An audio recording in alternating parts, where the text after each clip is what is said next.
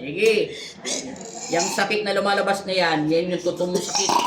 Sige, ilabas mo. Pasintabi sa kumakain. Ano to? Masarap na lasa to. Gamot to sa sakit to niya. Itaas magnetiko yung apoy sa buong katawan niya.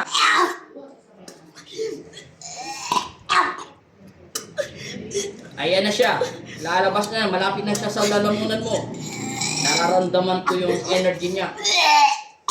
Inuutosan kitang lumabas ka sa loob ng katawan niya. Kung ayaw mo sunugin kita ng buhay dyan sa loob ng katawan niya. Sa pangalan ni Kristo. Lumabas na siya. Wala na pawit. Huwag ka masyadong balaw.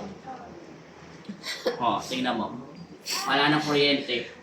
Lagyan magnetiko ng 1,000 ng kuryente sa ulo niya. Di ba bumabalik yung kuryente? Hindi na tumatama sa kanya.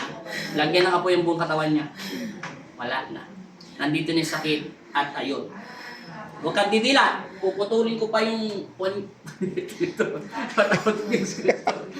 Puputulin ko pa yung kalawan mo. Itinataas ko ang sulo ng liwanag at kapayapaan upang puksain ang masamang espiritu na umaadili sa katawan ng pag-aari ni Hesus Kristo. Sa pangalan ng Ama, ng Anak at Espiritu Santo, masamang espiritu, umalis ka sa katawan ng pag-aari ni Kristo. Amen. Labas! Ayaw mo lumabas ha. Ikaw-alawang dasal magnetiko. Dagdagan ng apoy ang buong katawan niya. Sunugin na to upang ibalik sa impyerno. Amen!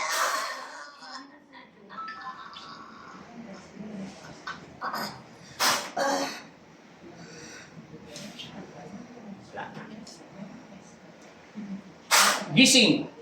Sabi mo in Jesus name. In Jesus' name. Okay, dahan-dahan lang. Relax lang. Hinga lang. Inhale. Sapa. Sana lang. Ha! Yan, mo konti. Patak lang muna. Inom.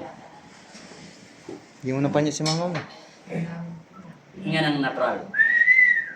Sapa. Tapos 3 beses mo isigaw sa puso mo. In Jesus name. Tapos ibaba mo yung paa mo para bumaba yung sakit. Amen. Tapos iganin mo na yung paa mo para bumaba yung sakit. Yan. Tapos inumin mo na ng natural yan. Para